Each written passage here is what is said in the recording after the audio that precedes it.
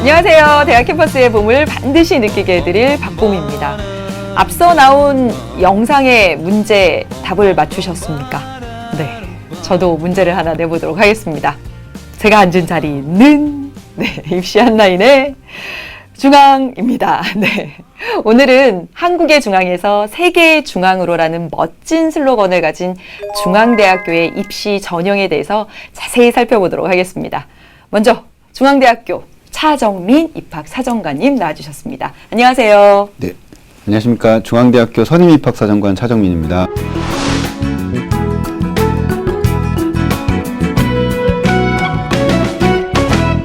자리는 제가 중앙이지만 사실 진정한 중앙이시죠. 김성길 선생님 나와주셨습니다. 네, 안녕하세요. 연수여자고등학교 김성길입니다.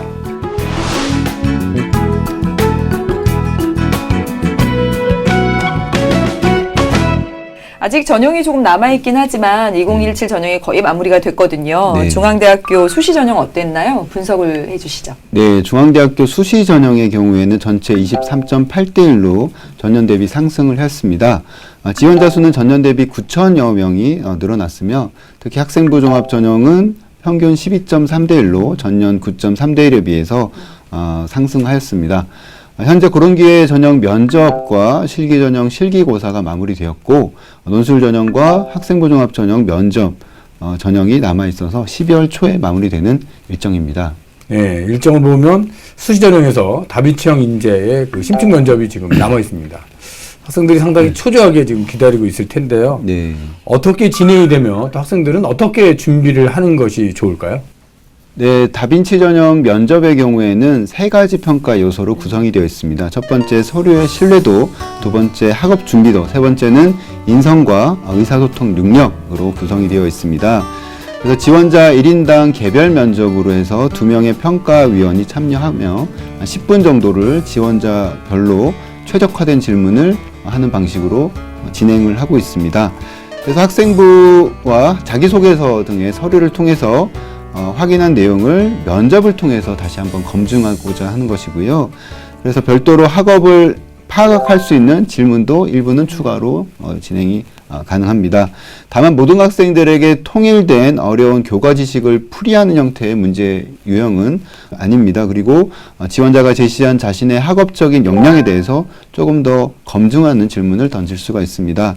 가장 중요한 것은 자기소개서와 학생부의 내용을 충분히 잘 알고 답변을 할 수 있어야 된다는 점입니다. 네. 개인별로 최적화된 질문이라고 하신 만큼 학생들은 자기소개서나 학생부를 꼼꼼히 살펴보실 필요가 있을 것 같습니다. 수시에서는 다빈치 전형이 마지막입니다. 이제 수시는 거의 마무리된 것이라고 봐도 되겠고요. 이제 네. 정시 시즌인데요. 네. 중앙대학교 정시의 특징 무엇일까요? 네, 네. 중앙대학교 정시 모집의 경우에는 수능 일반 전형이 가장 많은 인원을 선발을 하고 있습니다. 수능 100% 전형이라고 볼 수 있고요. 모집 단위별로 가나다군 골고루 나눠져 있습니다. 가나다군에 대한 배치는 이전 연도 성적이라든지 충원율 등을 충분히 종합적으로 고려를 하고 있고요. 수시 전형에서는 모두 학부 단위 또는 학과 단위로 선발을 했었는데 정시 일반 전형의 경우에는 2개 단과대학, 공과대학과 창의 ICT 대학의 경우에는 학부 단위가 아닌 단과대학 기준으로 선발을 한다는 것이 가장 큰 특징이라고 볼 수 있겠습니다. 또 동일계 전형의 경우에는 외국어에 관한 교과라든지 영어, 사회, 제2외국어의 심화교과 합이 30단위 이상이 되는 학생들을 경우에 를 대상으로 해서 수능 100%로 진행이 되고 있고요. 고른계 전형도 수시와 마찬가지로 농어촌 학생 전형과 기초생활 수급자 또는 차상위 계층으로 구분이 되어 있으며 수능 40%와 서류평가 60%로 선발을 하게 됩니다. 또한 특성화고등학교 졸업자 전형이 또 수능 100%로 선발이 되겠고 마지막으로 예체능 실기 전형이 있습니다. 여기서는 모집 단위별로는 좀 비율이 다르지만 각각 수능 그리고 또 실기 성적, 학생부 이 세 가지 전형 요소를 모두 잘 활용을 하는 전형으로 구성이 되어 있습니다. 정시 모집은 이제 수능 반영 방법이 또 계열별로 네, 학과별로 조금씩 다른 것 같은데요. 네. 어떻게 반영이 되는 것인가요? 네, 정시 수능 반영 방법에 대해서는 표를 보면서 함께 말씀을 드리도록 하겠습니다. 먼저 수능 일반 전형과 고른기회 전형의 경우에는 인문계는 국어, 수학, 영어가 각각 30%, 그리고 사회탐구 또는 과학탐구가 10%가 반영이 되고요. 자연계열의 경우에는 수학과 과학탐구가 각각 30%, 국어와 영어가 20%씩 반영이 됩니다. 영화와 문예창작 사진 디자인학부의 경우에는 국수, 영, 탐구가 각각 25%씩 배정이 되어 있습니다. 네. 지금 보여주신 표에 따르면 한국사는 네네. 이제 가산점이 부여된다라고 했는데 자세히 설명을 좀 해주시죠. 네, 한국사의 경우에는 수능 일반 전형에서 1등급부터 4등급까지가 10점 만점이고 5등급부터 감점이 되는 시스템입니다. 실기 전형의 경우에는 1등급부터 5등급까지가 만점으로 보시면 되겠습니다. 한국사 영역 등급별로 최종적으로 환산 점수가 가산이 되는 형태라고 볼 수 있겠는데요. 수능 일반 전형에서 국수, 영탐 4개의 영역을 배점 비율대로 계산을 해서 합친 후에 한국사 점수를 가산하는 형태인데요. 4등급이면은 10점, 또 6등급이면은 9.6점이 최종적으로 가산이 되는 형태라고 보시면 되겠습니다. 네. 그런데 중앙대 정시를 보면 네. 학생부 종합형이라고 있습니다. 네, 이 수시에 어떤 차이점이 있는지 궁금하지 않을 수가 없는데요. 네, 지원 자격이나 네. 또는 수능 반영 비율이 어떻게 되는지요. 예. 학생부 종합 전형은 뭐 정확히 말씀을 드리면 일반 학생부 종합 전형과 고른기회 전형으로 나눠 있고요. 일단 고른기회 전형에 대해서 말씀을 드리면 앞서 말씀드린 것처럼 농어촌 학생 전형이 하나 있고 두 번째는 기초생활수급자 및 차상위 계층 전형이 있습니다. 그리고 뭐 고등학교 3학년 학생들은 뭐 상관없지만 특성학 고등학교 졸업 재직자 전형으로도 구분이 되어 있습니다. 전형 방법은 수능이 40%, 또 서류 평가가 60%로 진행이 되고요. 여전히 서류 평가의 영향력 60%로 강하고 수시 전형에서 합격하지 못했던 학생들 중에서 수능과 학교 생활에서 골고루 우수한 학생들을 선발하기 위해서 준비한 전형이라고 볼 수가 있겠습니다. 수능 반영 방법이나 비율은 다른 일반 전형과 동일하다고 보시면 되겠습니다. 수시 모집에서 이제 2월을 하면 네. 학생부 종합전형을 선발하는 그런 경우가 있습니다. 네네네. 정시 모집 선발위원회 포함해서 뽑지 않고 네. 또 학생부 종합전형 2월하는 경우가 있는데요. 네. 학생부 종합으로 따로 선발하는 모집 단위는 어떤 모집 단위들이고 네. 또 그렇게 하는 이유가 무엇인지 좀 말씀해 주시죠. 네. 앞서 말씀드린 것처럼 학생부 종합 전형은 현재 모집 요강상에 선발 인원이 명시가 되어 있지 않습니다. 0명으로 되어 있는데요. 국어 국문과, 철학과, 역사, 문헌정보, 사회복지, 유아교육, 물리학과의 경우에는 정시 수능 일반 전형 100%에서 선발하지 않고 수시 모집에서 미충원 2월 인원이 발생할 경우에 선발할 수 있다라고 되어 있습니다. 모든 모집 단위에서 미충원 2월 인원이 발생하지 않으면 학생부 종합 전형은 정시에서 선발을 하지 않습니다. 이 모집 단위들은 대체로 입학 정원이 좀 적으며 수능 일반 전형보다는 수시의 학생부 교과나 학생부 종합이나 논술 전형을 통해서 충분히 우수한 학생들을 좀 선발할 수 있다라고 판단을 하기 때문에 수시에서 기반으로 해서 선발을 하고 정시에 2월 인원이 생길 경우에만 선발을 하는 방식으로 채택을 하고 있습니다. 네. 중앙대는 선호하는 학과들이 참 많습니다. 공공인재학부가 그런데요. 특징, 공공인재학부의 특징이나 좀 말이 생소해요. 네, 사실은. 네. 어떤 학생들이 지원하면 좋을까요? 네, 말 그대로 공공의 인재를 저희가 키우기 위해서 만든 학과이고요. 쉽게 말씀드리면 법학과와 행정학과가 좀 혼합이 된 형태라고 보시면 되겠습니다. 두 가지 트랙으로 저희는 운영을 하고 있습니다. 첫 번째는 행정학 트랙인데요. 여기는 행정고시라든지 입법고시라든지 각종 공무원 시험을 통해서 각 행정부처의 공무원이 되고자 하는 학생들을 또 지원하는 트랙이고, 두 번째 정책학 트랙에서는 로스쿨을 진학을 한다든지 그래서 법조인이 되거나 공공기관으로 좀 진출하기 위한 학생들을 좀 키우기 위한 트랙이라고 볼 수 있겠습니다. 따라서 공공인재학부라는 그 이름에서도 볼 수 있듯이 공동체 의식이나 좀 사명감이 좀 강하고 또 사회 발전에 대해서 끊임없이 좀 탐구하고자 하는 정신을 가진 학생들한테 좀 적합한 그런 모집 단위라고 볼 수 있겠습니다. 실제로 학생부 종합 전형을 통해서 저희가 자소서를 읽어보면 학생들이 이러한 성향들이 좀 많고요. 다른 모집 단위에 비해서 좀 성적대도 상당히 높다든지 좀 모범적으로 학교 생활을 열심히 하는 학생 또는 공동체를 위해서 봉사를 한다든지 헌신을 많이 하는 학생들 또는 토론, 글쓰기, 뭐 발표, 독서 이런 쪽에서 강한 학생들이 상당히 많습니다. 그래서 학생부 종합 전형으로 이 모집 단위를 지원하고자 하는 학생들은 이러한 모집 단위의 특성을 좀 잘 파악을 해서 자신의 강점을 좀 돋보이게 하는 글쓰기들이 또 필요하다고 볼 수 있겠습니다. 네. 지금까지 2017 수시와 정시 전형에 대해서 자세히 알아보았습니다. 예비 수험생들에게는 2018 전형이 매우 궁금할 텐데요. 지금부터는 2018 전형에 대해서 자세히 알아보도록 하겠습니다. 2017 전형과 비교해서 네, 네. 큰 변화, 달라진 점 있을까요? 네, 2018 전형은 2017 전형의 전형 방법을 대부분 유지를 하고 있고요. 모집 인원도 비슷합니다. 그래서 수시는 전체 한 69%, 정시는 31% 정도로 선발합니다. 올해와 마찬가지로 수시에서는 학생부 교과, 학생부 종합, 또 고른기에 논술 전형이 배치가 돼 있고, 정시는 이제 수능 전형 위주로 선발이 됩니다. 가장 큰 변화라고 한다면 학생부 종합의 탐구형이 올해는 서류 100% 전형이었는데 내년 2018학년도에는 면접 전형이 추가가 된다는 점이라고 볼 수 있겠고요. 또 고른기에 전형이 수시 위주로 배치가 되었다면 일부 정원 외 인원은 정시로 이월이 된다는 점이 조금 달라진 점이라고 볼 수가 있겠습니다. 또 모든 대학이 또 마찬가지겠습니다만 2018 학년도부터는 수능 영어 절대평가가 도입이 돼서 수능 수시 최저 학력 기준이 좀 변화가 있습니다. 예를 들면 인문계열에서는 국수 영탐 합의 6 이내였다면 내년부터는 국수 영탐 합의 5 이내로 좀 변경이 됐고, 자연계열의 경우에 국수 영탐 2개 합의 4 이내에서 3개 합의 5 이내로 약간의 변동이 있습니다. 네. 2018 수시를 보면 학생부 교과 전형에서 이제 비교과 30%를 반영을 합니다. 네, 그래서 네, 네. 비교과가 이제 구체적으로는 어떤 걸 반영을 하는 것인지, 또 네, 평가 네. 방법은 어떻게 되는지 거기에 대해서 말씀 좀 해주십시오. 네, 학생부 교과 전형과 논술 전형에서 반영하는 비교과의 경우에는 출결 시간과 이제 봉사 시간으로 해서 정량적으로 환산을 한다고 보시면 되겠습니다. 18학년도의 경우에는 아직 환산 점수가 명확하게 정해지지 않았는데요. 참고로 17학년도의 경우에는 출결의 경우 무단 결석이 1일 이하이면 만점을 또 받을 수 있었고, 봉사활동의 경우에 30시간 이상이면 모두 만점을 받을 수가 있었습니다. 이 부분은 추후에 수시 모집 요강이 발표가 되면 더 명확하게 저희가 제시를 해드릴 수 있겠습니다. 네.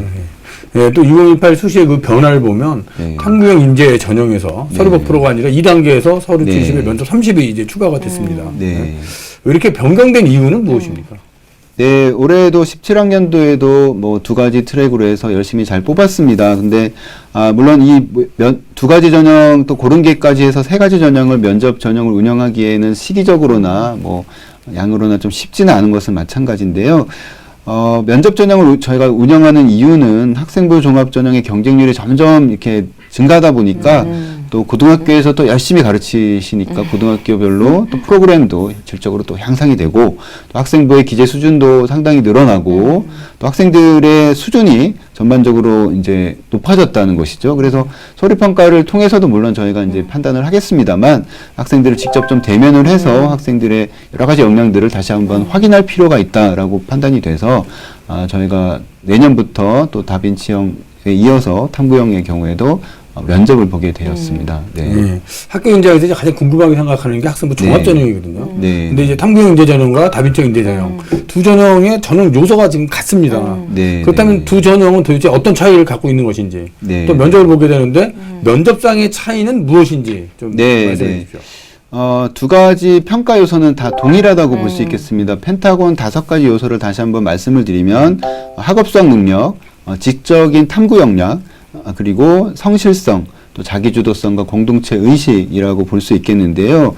이 5가지의 평가 요소는 모두 동일합니다만, 이 학업 수학 능력과 지적 탐구 역량, 이 두 가지가 학업적인 측면인데, 탐구형의 경우에는 이것이 이제 80%의 비율을 가지고 있고, 다빈치형의 경우에는 50%의 비율을 가지고 있습니다. 그렇기 때문에 학업적인 측면에서 아주 좀, 아주 높은 학업 성적을 갖고 있거나 탐구 역량이 상당히 뛰어난 학생들의 경우에는 탐구형 인재 쪽으로 좀 더 지원을 많이 해주셨으면 좋겠고, 다빈치는 학업뿐만 아니라 비교과 또 창체활동, 동아리활동, 봉사 등등에서 골고루 자기 주도적으로 열심히 한 학생들을 또 위한 그 전형이라고 볼 수 있겠습니다. 그래서 학생의 좀 선택이 좀 차이가 있을 수 있고요. 면접의 경우에는 저희가 뭐 비슷하게 운영이 되겠습니다만, 탐구형의 경우에 아무래도 학업적인 측면이나 그 학생이 했던 탐구와 관련된 여러 가지 활동들이나 내용에 대해서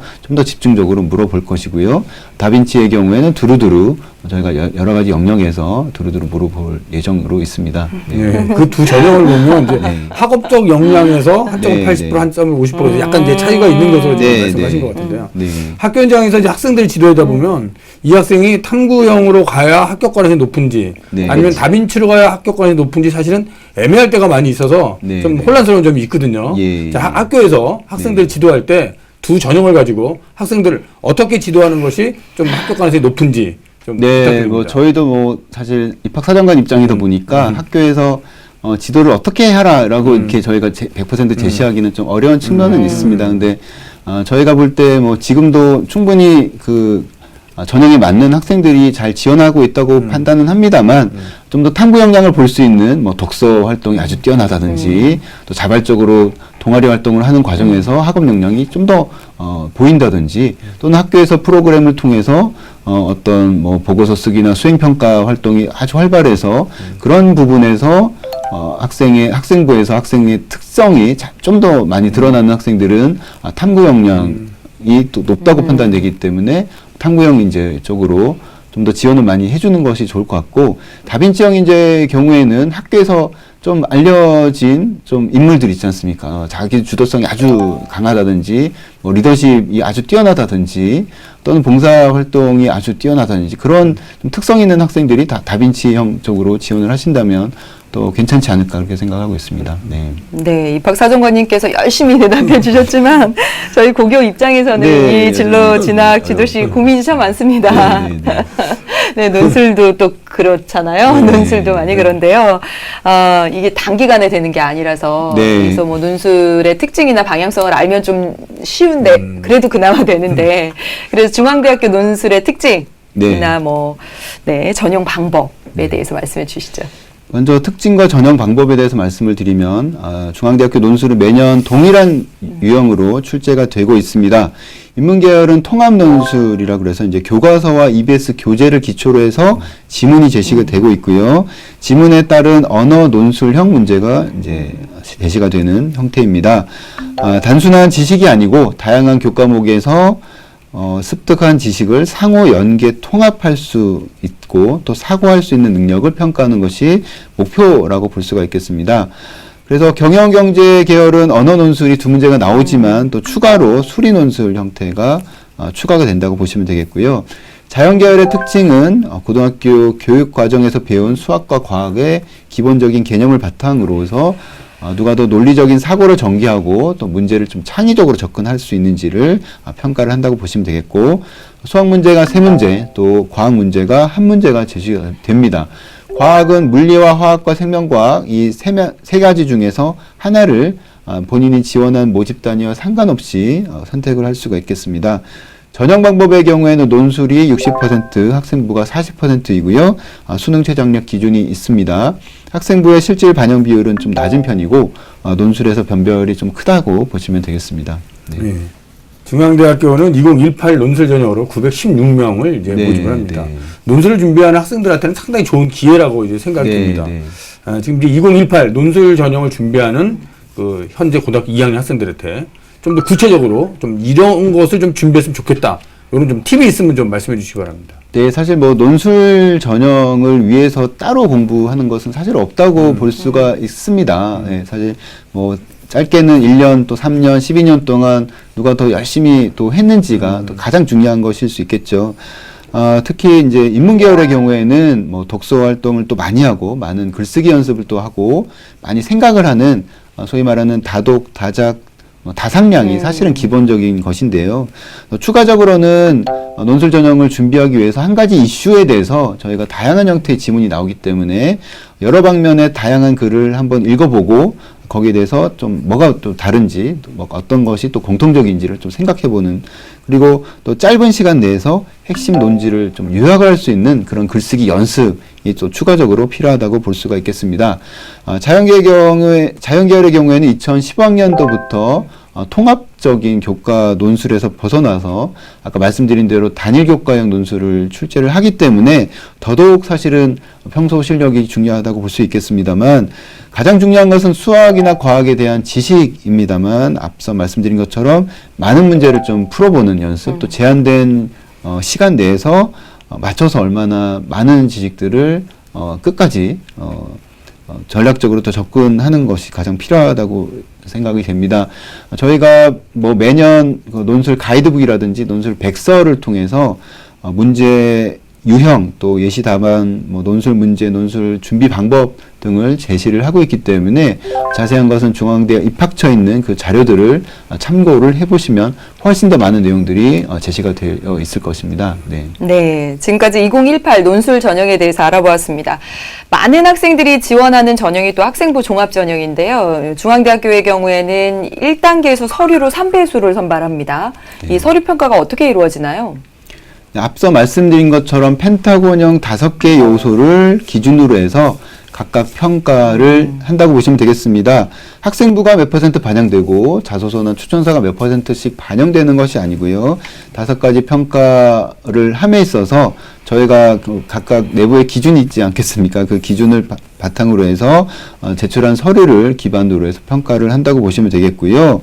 2명의 사정관의 점수를 토대로 해서 1단계 합격자가 발표가 된다고 보시면 되겠습니다. 네. 네. 학업 수학 능력을 보면 이제 학업 역량과 지적 탐구 역량, 이렇게 이제 두 가지를 평가한다고 되어 있습니다. 네. 지적 탐구 역량, 무엇을 평가하는 것인가요? 네, 먼저 학업 수학 능력이 무엇인지에 대해서 얘기를 말씀드려야 될 것 같은데요. 그 펜타곤 5가지 중에서 학업 역량의 경우에는 교과 학습 발달상, 학생부에 있는 그 내용들을 위주로 평가를 한다고 보시면 되겠습니다. 물론 가장 중요한 것은 몇 점의 교과 성적을 가지고 있는지가 물론 가장 중요하겠지만, 모집 단위에 적합한 교육 과정을 얼마나 잘 이수를 했느냐, 또 각 영역별로 성취가 어떻고 모집 단위에 가장 필요한 그런 교과 영역에서 성적들이 얼마나 중요한지 또 판단하고요. 전반적으로 성적 추이가 오르락하고 있느냐, 아니면 상승하고 있느냐, 내려가고 있느냐, 이런 부분을 양적으로 질적으로 판단하는 것인데, 저희 펜타곤 5가지 중에서 이제 지적인 탐구 역량의 경우에는 단순하게 학생부에 있는 성적만을 가지고 하는 것은 아니고, 교과학습 발달상에 있는 그 숫자 이외에도 학생부 교과 이수나 이런 그 부분 외에도 학업 관련된 교내 사항을 통해서 그 학생의 탐구 역량을 또 볼 수가 있고요.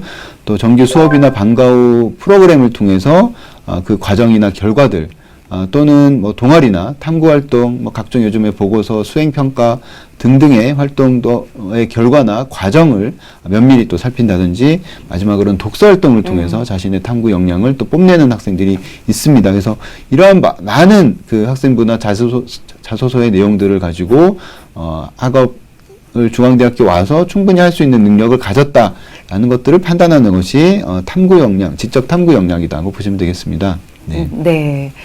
아주 자세한 설명 감사드립니다. 네, 이제 2018 정시로 넘어가 볼까 하는데요. 네. 이 정시에 보면 농어촌 학생, 그리고 기초생활수급자 학생, 차상위 계층 학생에게 수능 최저가 설정되어 있더라고요. 네. 네, 그 이유가 무엇일까요? 네, 뭐 특별한 건 없고요. 저희가 네. 수능 최저학력 기준을 설정한 것은 말 그대로 정시에서 활용할 수 있는 수능 성적을 좀 더 많이 활용을 해서 학업 수학 능력을 조금 더 검증하겠다, 그 정도 의미로 보시면 되겠습니다. 네. 네. 또 2018 정시를 보면 이제 가장 큰 변화가 예체능 계열의 그 변화인 것 같습니다. 자, 어떤 변화들이 일어났는지, 또 이런 변화가 일어난 또 그 이유가 무엇인지 좀 간단하게 설명해 주세요. 네, 2017 학년도에는 정시 실기 전형에서 학생부가 10%였는데 2018에서는 미반영을 하는 정도이고요.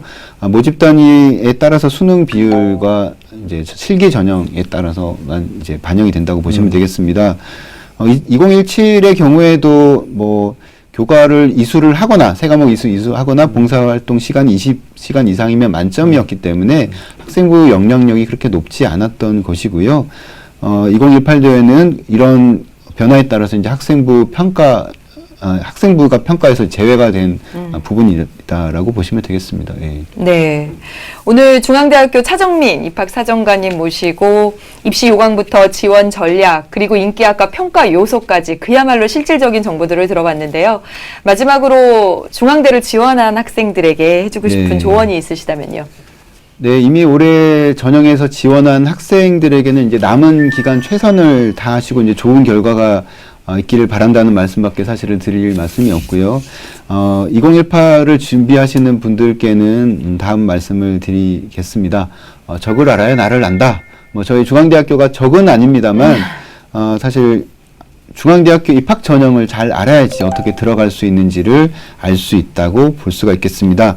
중앙대학교는 다행히 각 전형별로 각각 가이드북, 학생부 종합전형 가이드북, 논술전형 가이드북과 백서, 또 전공 안내 책자 등등의 그 컨텐츠들을 제공을 하고 있습니다. 책자 형태도 있습니다만 중앙대학교 입학처 또 디지털 입학처라는 곳에 가시면 이 자료들이 일목요연하게 잘 정리가 되어 있기 때문에 반드시 이 자료들을 통달을 하셔야 된다라고 마지막으로 팁을 드리고 싶습니다. 네. 김성기 선생님 학생들에게 당부의 말씀. 예, 중앙대학교 다빈치형 인재 전형의 면접은 12월 3일이다 그리고 4일입니다. 지원자가 제시한 자신의 학업적 역량에 대해서 조금 더 검증하는 그런 질문이 나오기 때문에 수험생 여러분들은 자신이 제출한 서류에 대해서 충분히 답변할 수 있도록 준비하셔야 됩니다. 정시 모집은 수능 100으로 반영을 합니다. 인문계는 국어, 수학, 영어 30이고 탐구 10%를 반영하며 자연계는 국어, 영어 20, 수학과 과탐 30이 반영 방법입니다. 지원 모집 단위의 반영 비율을 잘 확인하시고 지원하시기 바랍니다. 네, 오늘 좋은 말씀 전해주신 두 분 감사합니다. 네, 오늘은 중앙대학교 차정민 입학사정관님 모시고 중앙대학교 입시 요강부터 지원 전략까지 자세한 이야기 나눠보았습니다. 수험생 여러분, 끝날 때까지 끝난 것이 아니다라는 유명한 말 들어보셨죠? 중앙대학교의 경우도 마지막 면접이 남아 있습니다. 그리고 정시도 남아 있죠. 마지막까지 최선을 다한 여러분에게 반드시 좋은 결과 있을 거라고 확신합니다. 네, 다음 이 시간에는 한국외국어대학교 입학사정관 모시고 자세한 이야기 들어보도록 하겠습니다. 캠퍼스의 봄을 만끽하는 그날까지 여러분을 응원하겠습니다. 함께해 주신 여러분 고맙습니다. 중앙대학교에서 마지막으로 자기소개서에 대해서 한마디 드리겠습니다. 자기소개서는 첫 번째 학생부를 보시고 자신의 그 남들과 차별화되는 자신만의 두드러진 장점을 찾는 것이 가장 중요하고요. 두 번째는 각 대학별로 평가 요소를 잘 꿰뚫어 보는 것이 중요합니다. 세 번째는 특히 중요한데요. 어려운 얘기 또 전문적인 지식을 뽐내려고 하지 말고 어른 흉내를 내지 않는 것이 중요합니다. 고등학생의 패기나 고등학생 수준에서 할 수 있는 이야기들을 저희한테 적극적으로 들려주시는 것이 가장 중요하다고 볼 수 있겠습니다. 네, 세계의 중앙대학교에서 여러분들을 만나 뵙기를 바랍니다.